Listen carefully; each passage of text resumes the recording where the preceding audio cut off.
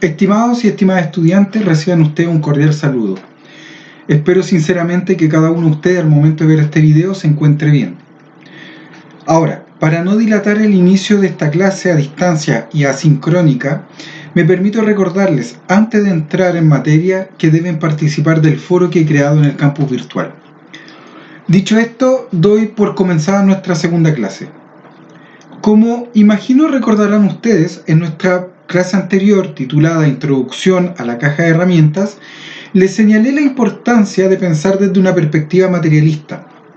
Esta perspectiva implicaba, a grosso modo, abandonar la pregunta por la esencia de las cosas.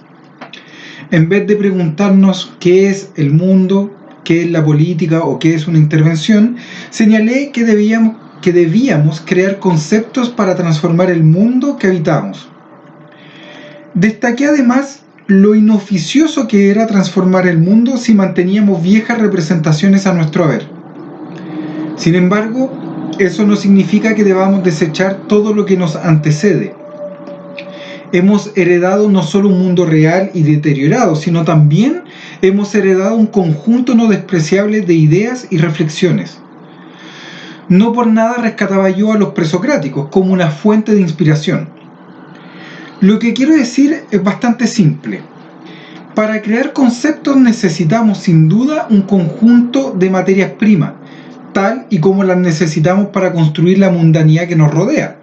Por tanto, la creación conceptual, así como la creación de un nuevo mundo, requiere identificar tanto situaciones dadas en el pasado y en el presente que hay que transformar, como herramientas que podamos utilizar para alcanzar este fin. Entonces, antes de pensar la configuración del mundo, que es el tema de este video, tenemos que reconocer, como lo hiciera Michel Foucault, que la teoría es en sí misma una caja de herramientas. En la página 85 del texto Poder y Estrategia, que citábamos al final de la clase anterior, Foucault señala, y me permito citarlo, ¿no? Entender la teoría como una caja de herramientas quiere decir que no se trata de construir un sistema, sino un instrumento, una lógica propia a las relaciones de poder y a las luchas que se comprometen alrededor de ellas. Que esta búsqueda no puede hacerse más que poco a poco, a partir de una reflexión necesariamente histórica en algunas de sus dimensiones sobre situaciones dadas. Fin de cita. La cuestión entonces que se pone en juego en esta cita no es, como ya hemos dicho, qué es una teoría o qué es la filosofía. Tampoco lo que importa es responder a la pregunta qué es una intervención. Lo realmente fundamental para transformar el mundo es, siguiendo esta cita, es construir un instrumento que, entre otras cosas, le permita a mujeres y hombres pensar lo que no piensan.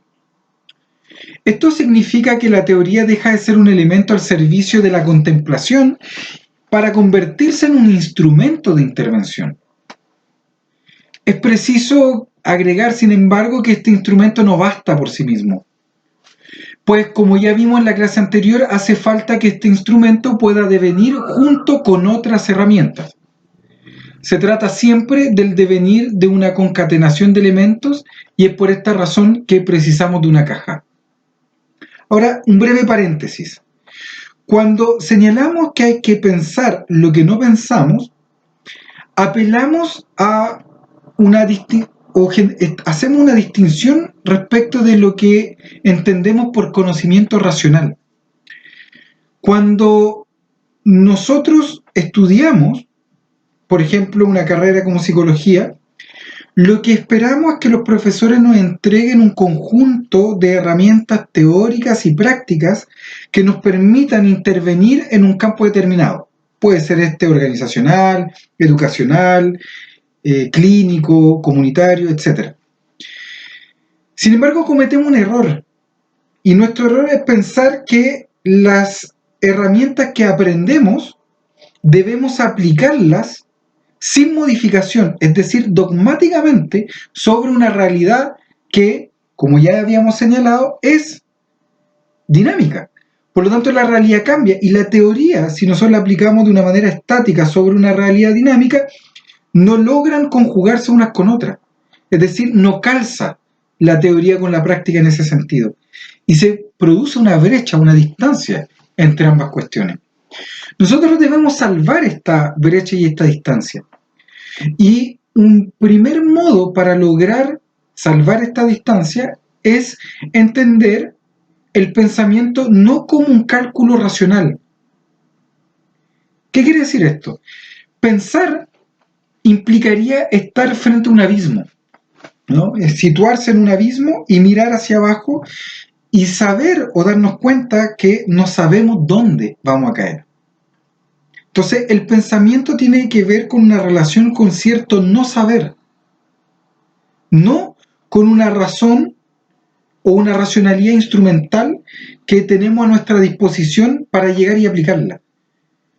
Pensar implica hacerlo sin protocolos, ¿no? Es dejarse llevar por el fenómeno, por la dinámica del fenómeno, por lo que sucede, por lo que ocurre, por lo que acontece.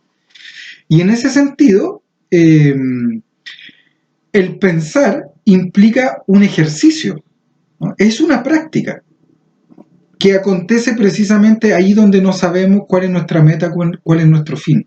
En cambio, la racionalidad instrumental siempre opera por causa y efecto. Entonces, como tengo una teoría que me permite explicar un fenómeno X, y lo que yo trato de hacer es hacer calzar mis conceptos sobre, ¿no?, esa realidad.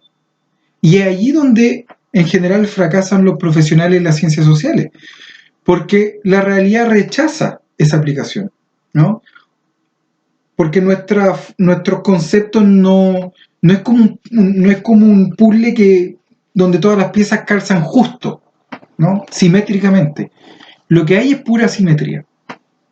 Entonces hay que hacer esta distinción entre pensar, ¿no?, y este cálculo racional que es el uso del conocimiento, ¿no? Eso es lo que le quería plantear como paréntesis. Ahora, volviendo a lo que nos compete, ¿no? Hoy lo que haremos es abordar, en virtud de lo que hemos venido señalando, una tarea que antecede, al menos en términos lógicos, el acto de transformar el mundo. Pero se trata de una tarea que en la práctica solo puede llevar a cabo quien ya está haciendo algo para transformarlo. Pues pensar es una praxis y como tal sirve para transformar el mundo. Aquí hay que señalar otra cosa, ¿no? La distinción entre práctica y praxis. Una práctica es precisamente llevar a cabo un conjunto de acciones que nos conducen hacia un resultado que previamente podemos definir. En cambio, una praxis implica el acto de hacer, pero sin saber efectivamente a dónde vamos a llegar. Y por lo tanto, la praxis tiene un componente de transformación que le es inherente. Porque la praxis es una práctica que se va transformando a sí misma en la medida en que yo actúo en un escenario o en un contexto determinado. Entonces, reitero, pensar es una praxis, ¿no? Porque cuando pienso estoy haciendo con los conceptos, pero estoy haciendo también con el mundo. Y al hacer con el mundo, puedo transformar el mundo, porque no entiendo el mundo como un dato, simplemente, un dato objetivo, sino que entiendo el mundo en un permanente devenir, entiendo el mundo en movimiento. Esto, que cuando uno lo dice parece ser bastante evidente, es algo que suelen olvidar quienes se dedican a la intervención social comunitaria, pues muchas veces terminan por enredarse en la peor de las lógicas del capitalismo, que sería acumular productos resultados, ¿no?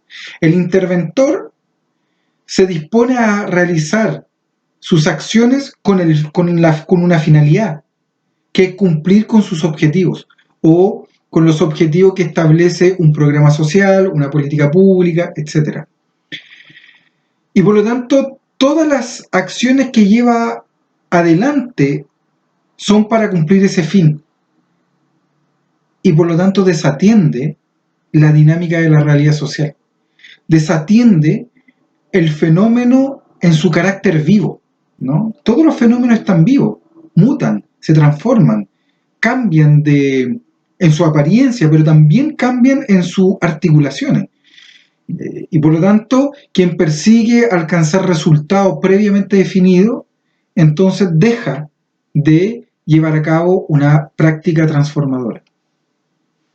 Aun cuando cambie algo. Eso podría ser como uno podría generar acciones para cambiar el mundo, pero para que el mundo siga igual, que es distinto a llevar a cabo una praxis, que es una práctica transformadora, que implica que el mundo que viene es un mundo que estamos inventando, que estamos creando.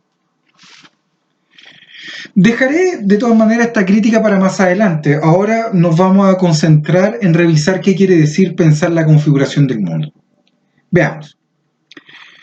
Entre las múltiples tareas que han de emprender los profesionales de las humanidades, ¿no? La filosofía, la historia, etc., las ciencias sociales, antropología, sociología, psicología, etc., y por cierto, los profesionales de la salud mental, hay una que resulta del todo fundamental, a saber, pensar una y otra vez la configuración del mundo, ¿no? O sea, cada uno de estos profesionales de la humanidad, de la ciencia social o de la salud mental, lo que deben hacer constantemente es pensar una y otra vez la configuración del mundo.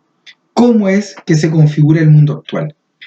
Esta es ciertamente una tarea tan compleja como ineludible, aun cuando en el restringido mundo profesional de nuestros días se le exige a los profesionales obviarla y someterse al imperio de indicadores y estadísticas.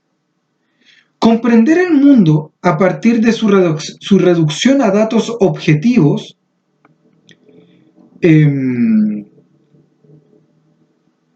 medibles tan solo cuantitativamente se ha convertido en la época actual en una ley difícil de sortear.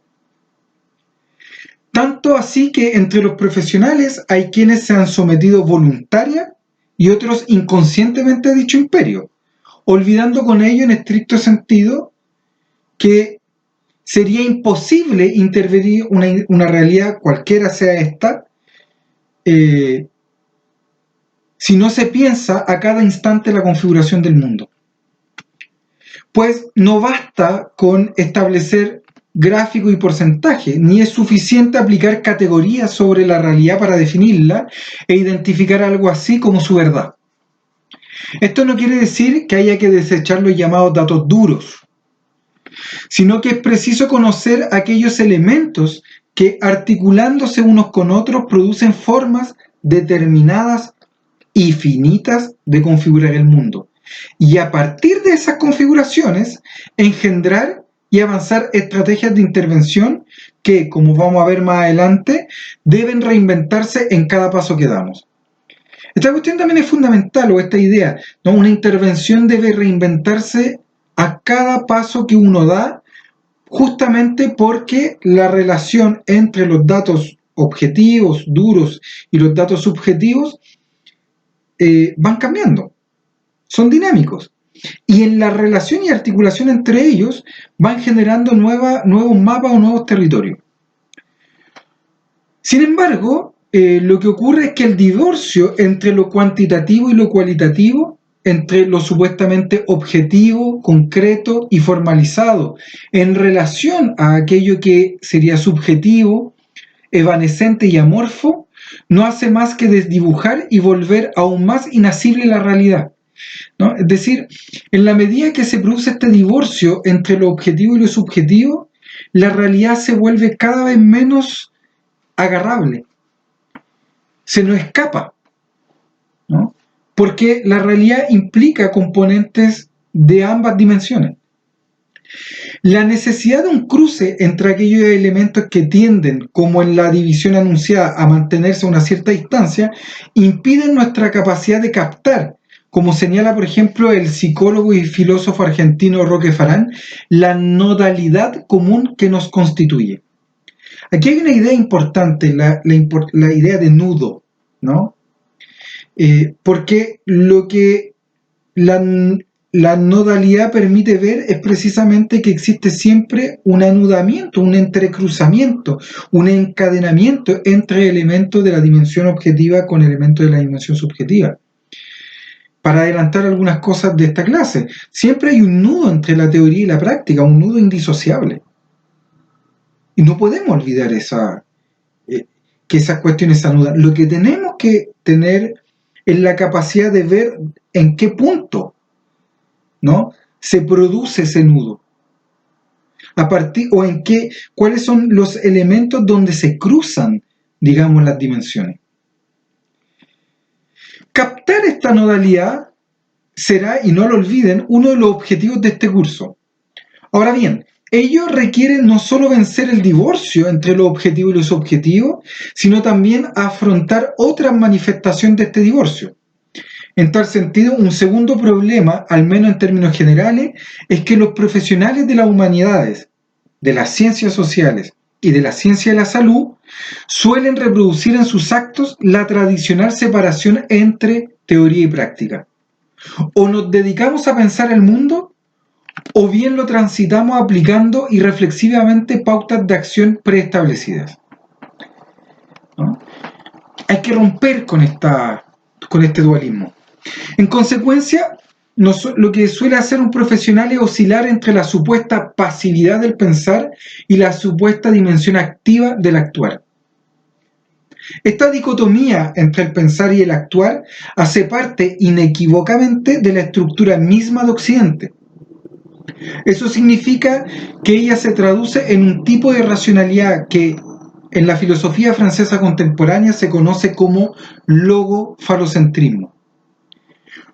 Lo que implica, en términos extremadamente simples, que el mundo se construye sobre su propia división, donde una de las partes se posiciona jerárquicamente sobre las otras. Es decir, donde unos gobiernan, otros son gobernados.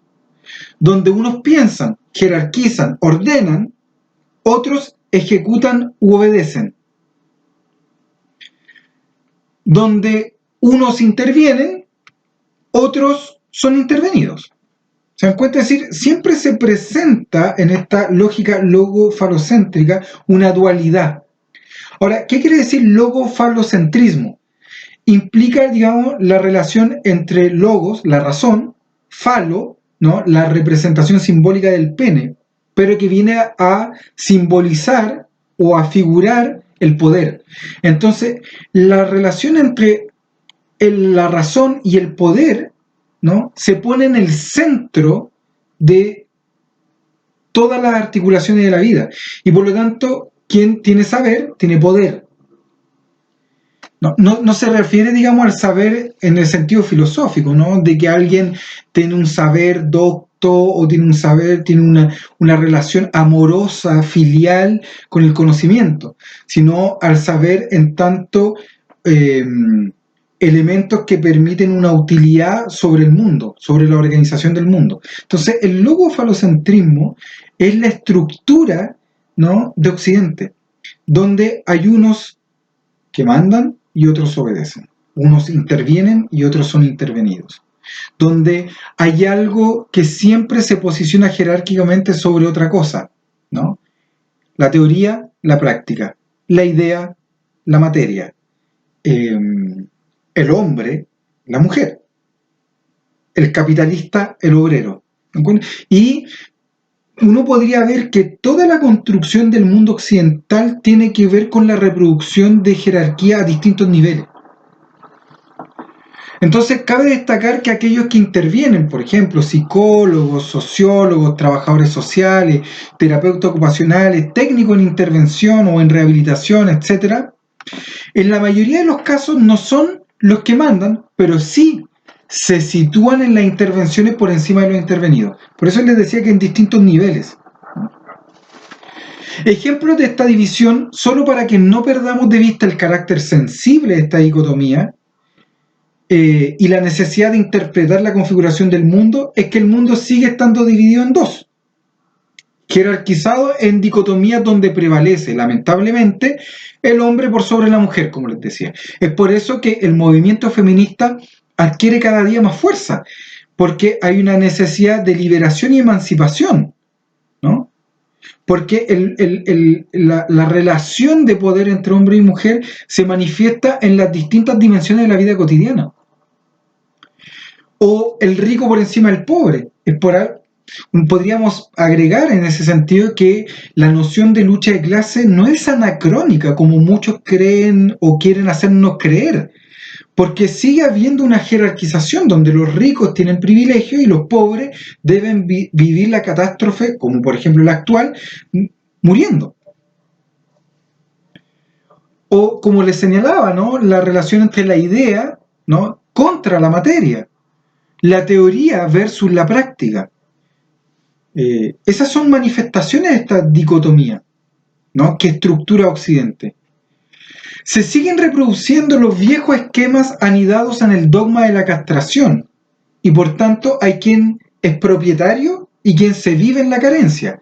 Hay quien ostenta el falo y quien se vive en la envidia del pene. ¿No? Esto es una crítica a Freud, ¿no? Ustedes saben que Freud define la femineidad o define la sexualidad femenina como a partir de los elementos que le permiten definir la sexualidad masculina, ¿no? La libido, por ejemplo, para Freud es masculina. No existe la libido femenina. Bueno, pero ese es tema de otras cátedras, ¿no?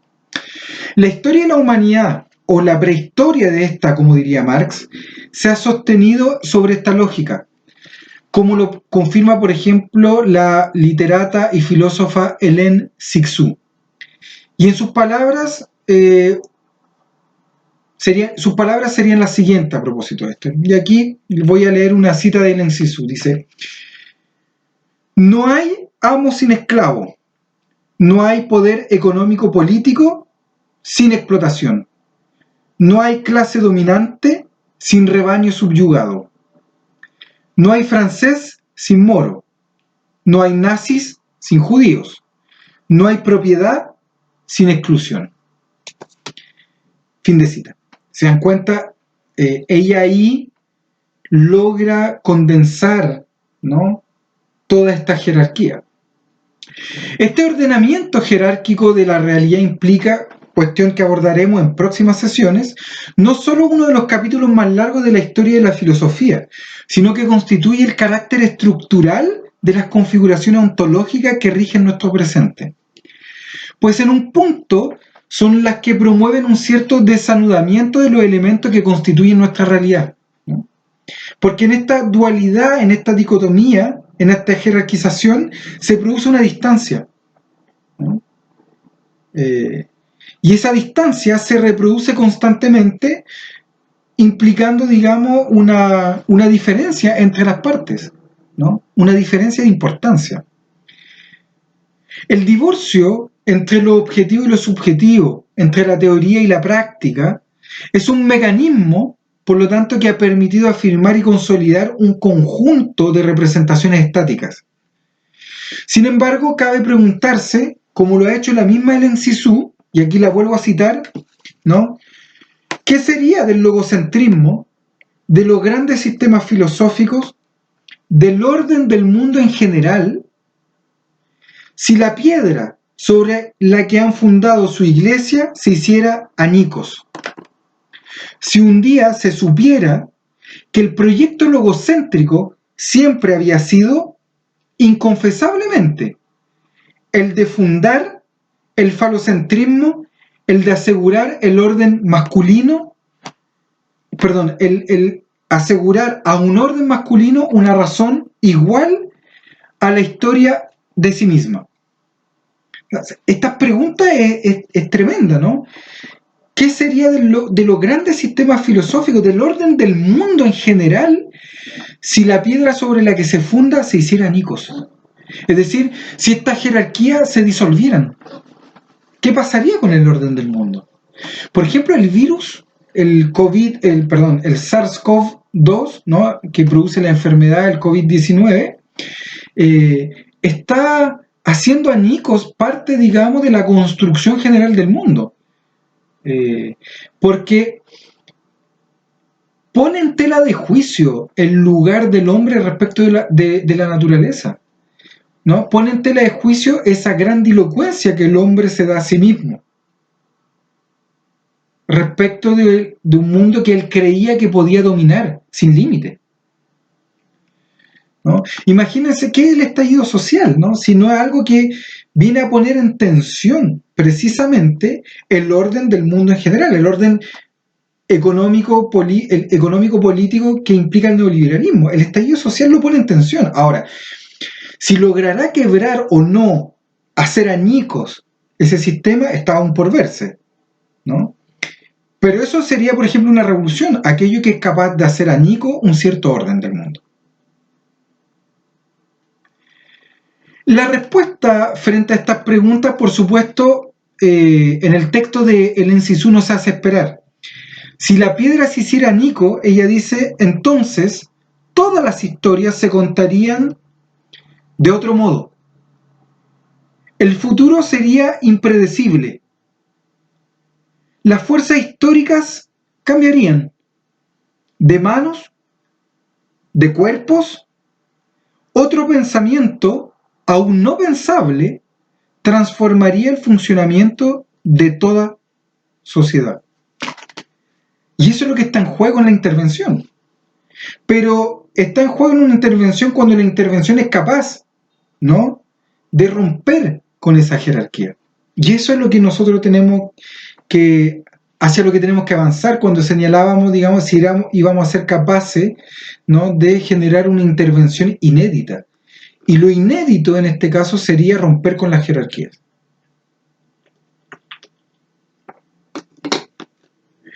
Ya ven ustedes, entonces, transformar la realidad pasa necesariamente por aprender a interpretar la configuración del mundo a partir de otro pensamiento. Y es por eso que hay que crear conceptos. Como dice la cita que leí recién, aún no pensable, o sea, otro pensamiento aún no pensable. Y así poder contar de otro modo todas las historias. La historia de las mujeres, la historia de los marginados, de los excluidos, ¿no?, de los homosexuales, de los pobres, etcétera, etcétera. Es decir, esas historias que se mantienen bajo la superficie de la historia oficial. Ahora bien, para que ello sea posible, existe siempre una tercera posibilidad, una posibilidad distinta a la de los mentados divorcios, a saber, tejer el pensar con el actuar y el actuar con el pensar, y así volverlos indisociables el uno del otro. El problema es que históricamente, como se ha dejado entrever, se ha optado por una opción o por la otra. Es por ello que, como lo indicaba Marx en la 11ª de su tesis sobre Feuerbach, los filósofos, entre otros, ¿no?, se han limitado a interpretar el mundo de distintos modos cuando de lo que se trata es de transformarlo. Ahora bien, para transformar el mundo, y eso no le era ajeno a Marx, es necesario tener la capacidad tanto de interpretar el mundo como de enfrentar la diversidad de interpretaciones que de él existen. Porque, como ya hemos señalado, no puede existir una sola interpretación del mundo. Si el mundo está construido sobre n dimensiones, como señalábamos en la clase anterior, significa que en esas n dimensiones hay n o infinitas interpretaciones de cada una de esas dimensiones y de las relaciones o articulaciones entre cada una de ellas. Lo realmente importante para Marx es por medio del método dialéctico que estas interpretaciones estén al servicio de las transformaciones del mundo. El método dialéctico siempre implica, ¿no?, la necesidad de resolver una contradicción a través de una síntesis. Después vamos a ver que no vamos a estar tan de acuerdo, ¿no?, con ese método y vamos a preferir un método más bien paradojal, ¿no? Porque la contradicción implica, en términos así como figurativos, que dos elementos van en sentido contrario, pero en una misma autopista y por lo tanto chocan entre sí, ¿no? Lo que ocurre en ese choque es que hay un elemento que es más fuerte que el otro y por lo tanto prevalece por sobre el otro. Y para decirlo también metafóricamente, ese elemento que prevalece absorbe en los fragmentos que han quedado del elemento más débil y los integra. Pero los integra desde el punto de vista de la jerarquización. No de una integración, siempre eso. Integrar a alguien es integrarlo al mundo de aquellos que se consideran a sí mismos una normalidad y que le hacen una suerte de favor a aquel que es diferente. En cambio, la paradoja es también un conflicto entre dos elementos, solo que en vez de estar en una carretera y ir y viajar en direcciones opuestas y chocar, son dos elementos que parten de un mismo punto, pero se alejan. Pero al alejarse se mantienen como anclados el uno del otro y por lo tanto no pueden separarse, ¿no? La paradoja implica eso, que el elemento que dice sí va hacia un lado y el elemento que dice que no va hacia otro lado, pero cuando intentan separarse no pueden.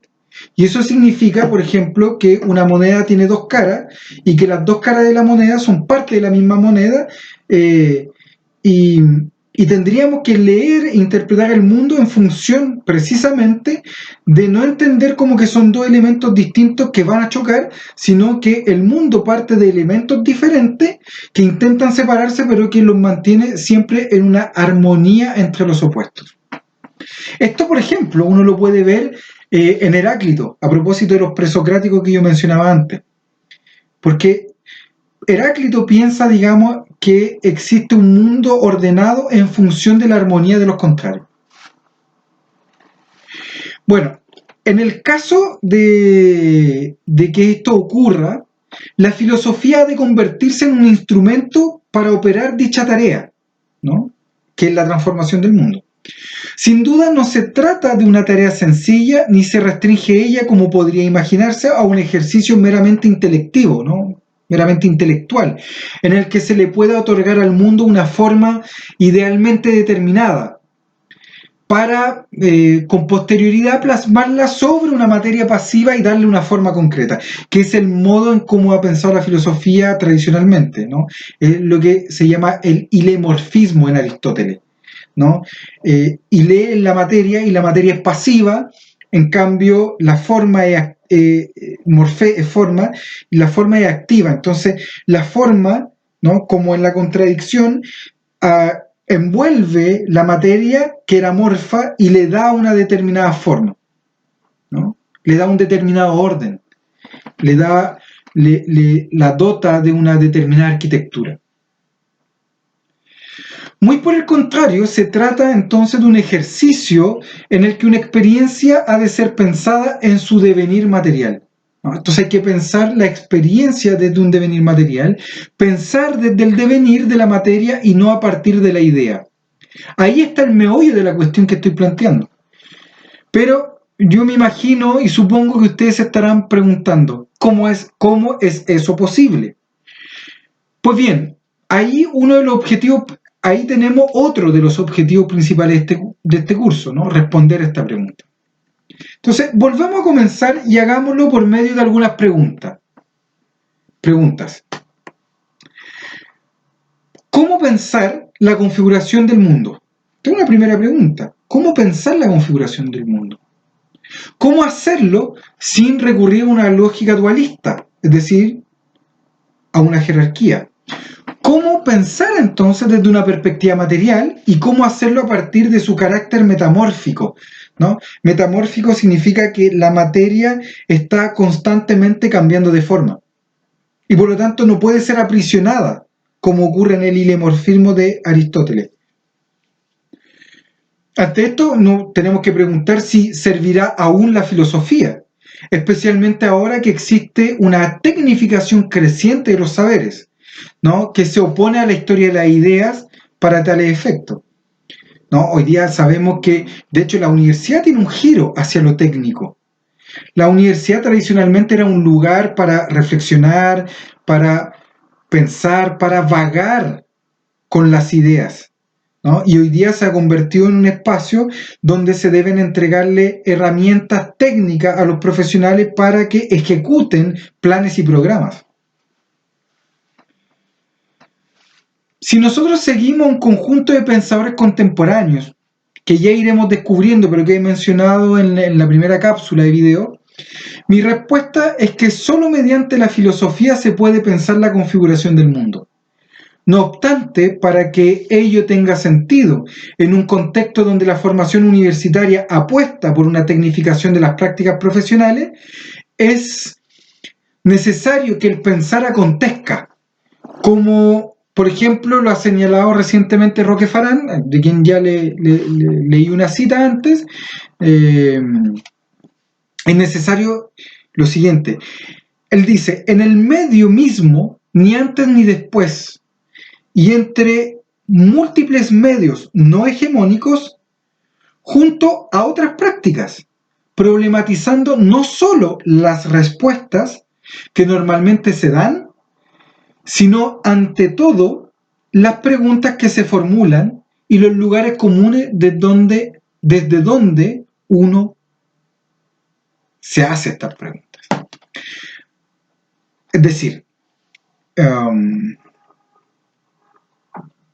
para evadir la tecnificación de las prácticas profesionales, tenemos que sumergirnos en ellas, pero desde una lógica reflexiva, pensante. En otras palabras, contra una exclusión forzada y todavía vigente, es necesario no solo volver a la filosofía, sino volver y plegar a la filosofía sobre sí misma. Y junto con ello, precisar ante todo el lugar desde donde se habla. Esto es, a partir de una concepción explícita de la praxis, del método y la epistemología que ella implica. Eso es lo que nos debe interesar. ¿Desde dónde estamos hablando? No es lo mismo hablar desde la teoría de sistema que hablar desde la teoría psicoanalítica. No es lo mismo hablar desde el constructivismo social que desde el construccionismo social, ¿no? No es que yo le esté diciendo que deban optar necesariamente dogmáticamente por un marco teórico. No. Sí creo que es necesario tener cierta afinidad mayor con una teoría que con otra. Pero si nosotros vamos a construir una caja de herramientas, necesitamos que dentro de ella existan teorías. Pero teorías que estén articuladas en función de nuestra práctica y del horizonte que queremos darle a esa práctica. Y si nuestro horizonte es transformar la realidad, transformar el mundo, no sabemos a priori hacia dónde queremos transformar este mundo y por lo tanto tenemos que ir construyendo ese devenir y ese camino.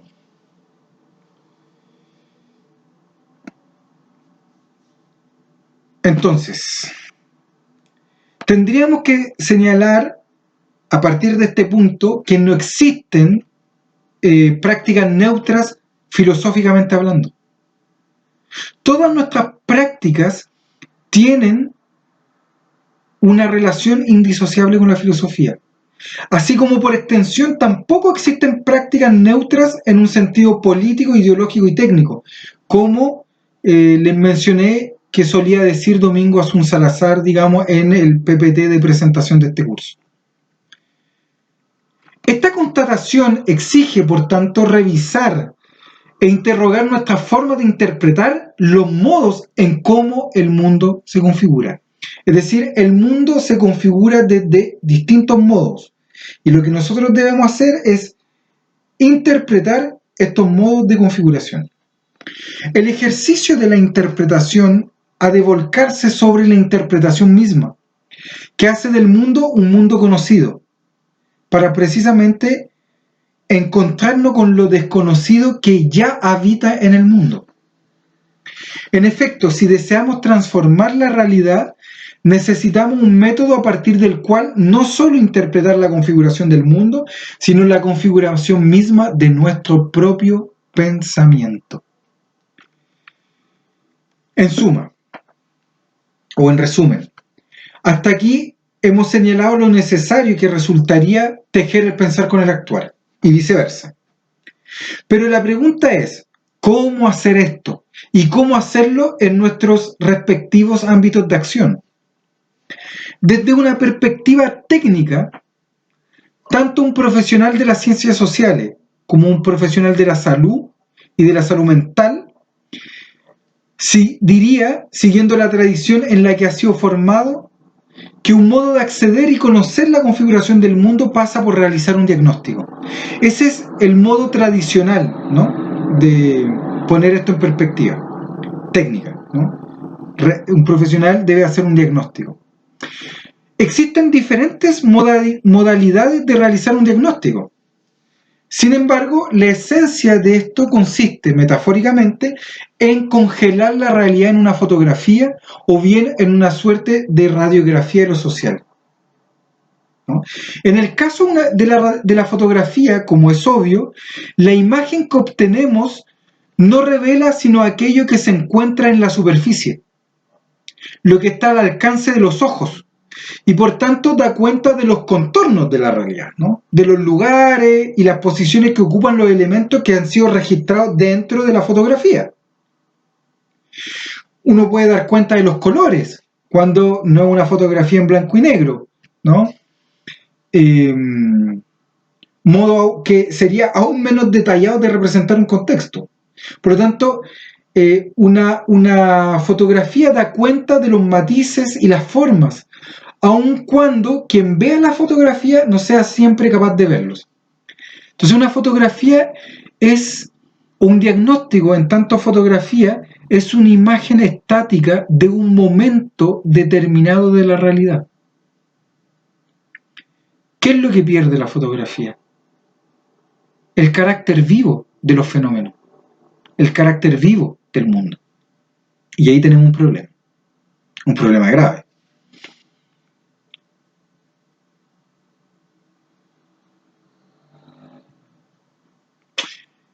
En definitiva, una fotografía lo que nos permite es captar lo visible. No obstante, siempre hay elementos que quedan excluidos o que se mantienen imperceptibles tanto al lente como al ojo que lo dirige. Siempre quedan elementos fuera de nuestros marcos epistemológicos. De otro modo, aunque de forma similar, en el caso de la radiografía ocurre que la imagen que obtenemos es de aquello que se encuentra debajo de la superficie. Entonces uno podría decir, bueno, dejemos la fotografía de lado y hagamos radiografía, digamos, de la realidad o de los fenómenos sociales. Lo que está debajo o tras las representaciones, pero que le dan un soporte interno o que le dan un soporte interno a lo que se eleva ante nuestros ojos. Es la estructura interna la que se observa. Sin embargo, accedemos a ella desprovista de colores, pues solo aparecen con claridad aquellas partes más densas con diferentes tonos dentro de una escala de grises. Eso es una radiografía. Al igual que la fotografía, la radiografía es un instrumento que no logra captar realmente la configuración del mundo, sino tan solo da cuenta de una imagen estática de lo que es una parte de su arquitectura. Otra posibilidad en la que se combinan fotografía y radiografía sería realizar una especie de resonancia magnética nuclear de la realidad social. En tanto, una resonancia magnética nuclear implica tomar fotografías detalladas de las estructuras que se encuentran al interior del cuerpo. Ahora bien, ninguna de estas tres posibilidades nos permite ver al unísono todas las dimensiones que constituyen el mundo. No hay modo de alcanzar esas tres, a partir de estas tres posibilidades, las n o infinitas dimensiones que constituyen el mundo. Entonces, ¿a partir de qué instrumento podemos pensar la configuración del mundo? Me imagino que esa es la pregunta que ustedes se están haciendo con justa razón.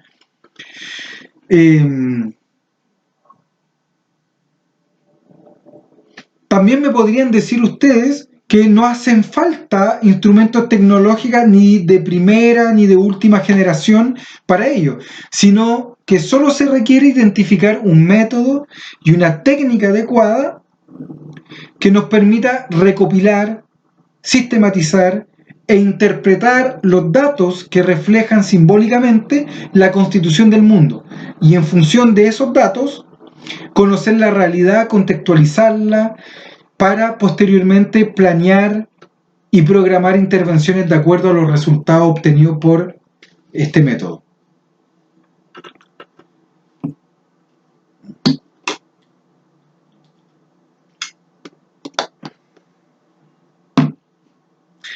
A esta técnica se le conoce en el ámbito de las ciencias sociales y de la salud y en otras áreas como diagnóstico.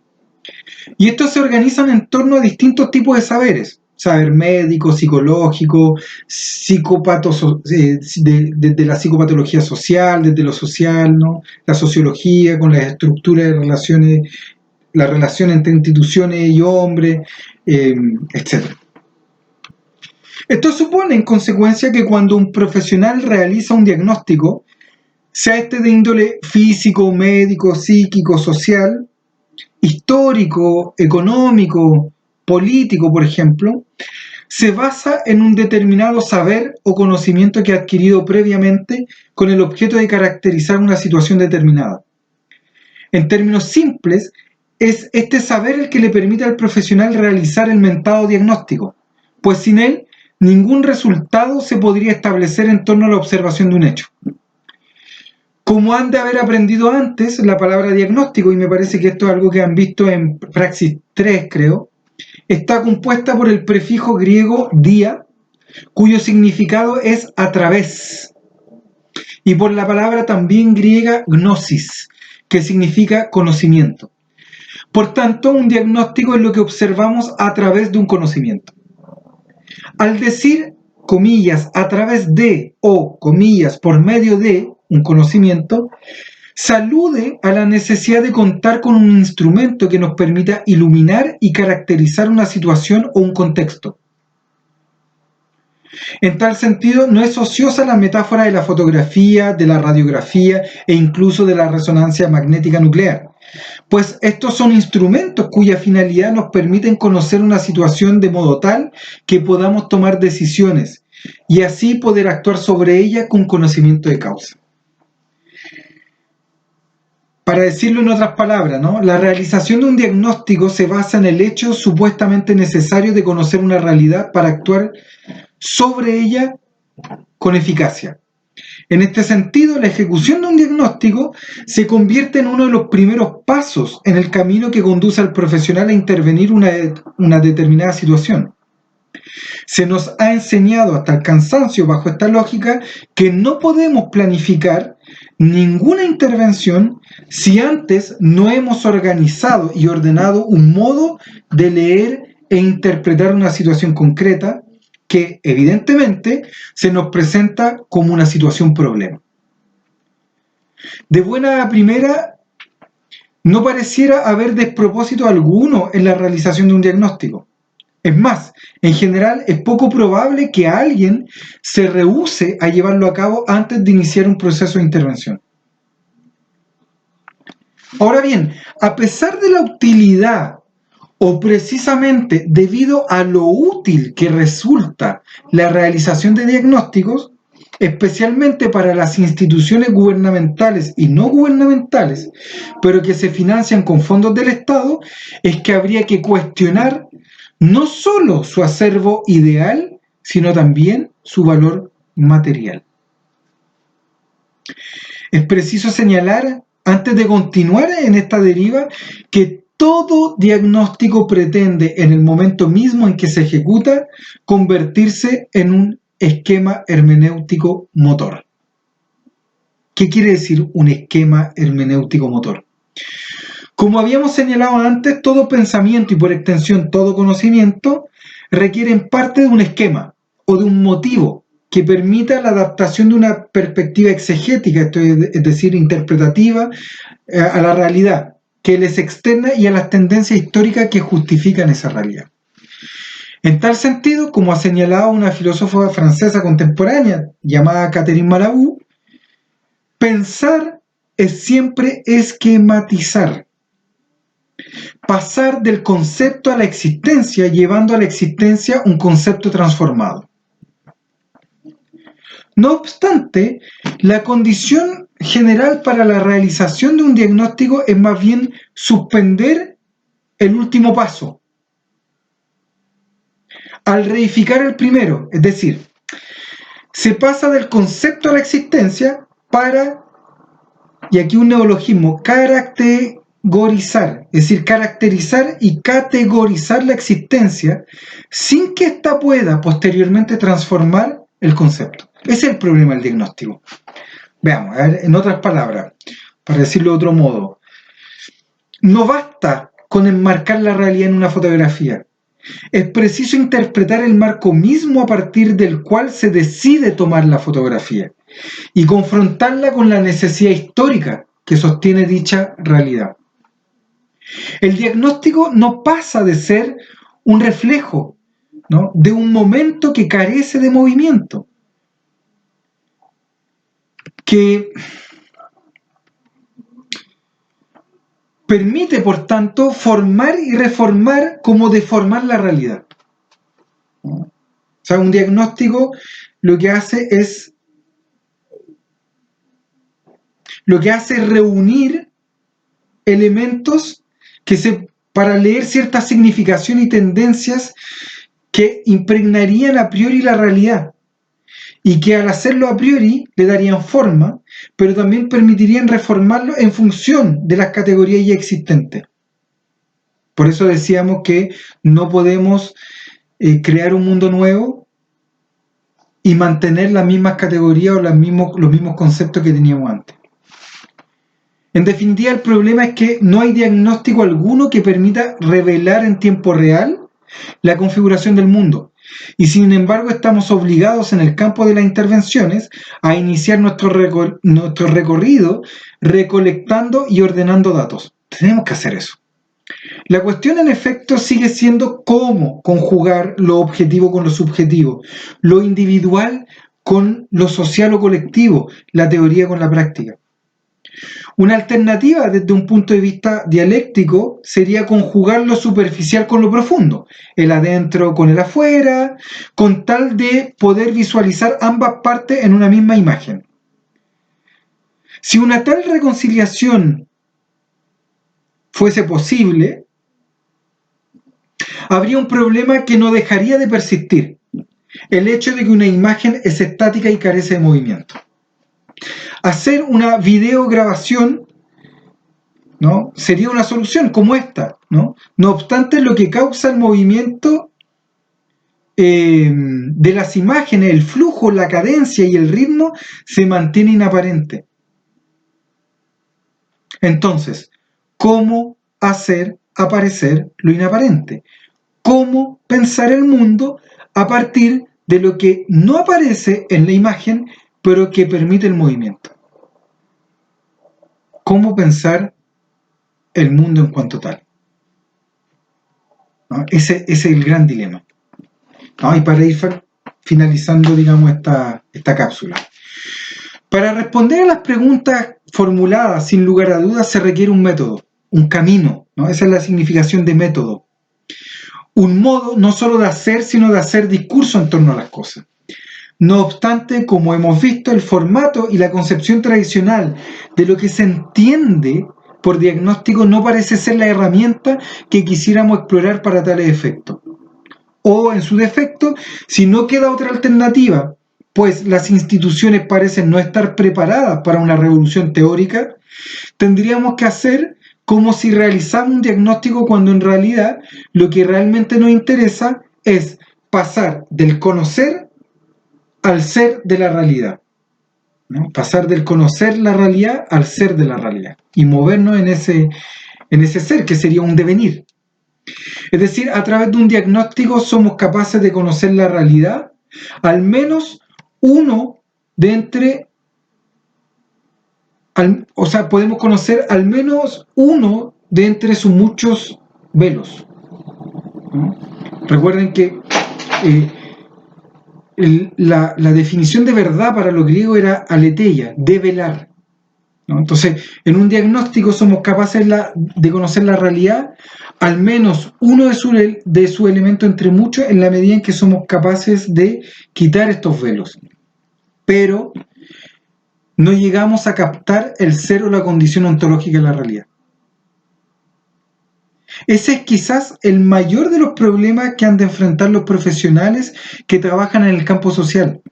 La cuestión es pensar un modo de aproximarnos a lo existente, al preguntar por su modo de ser.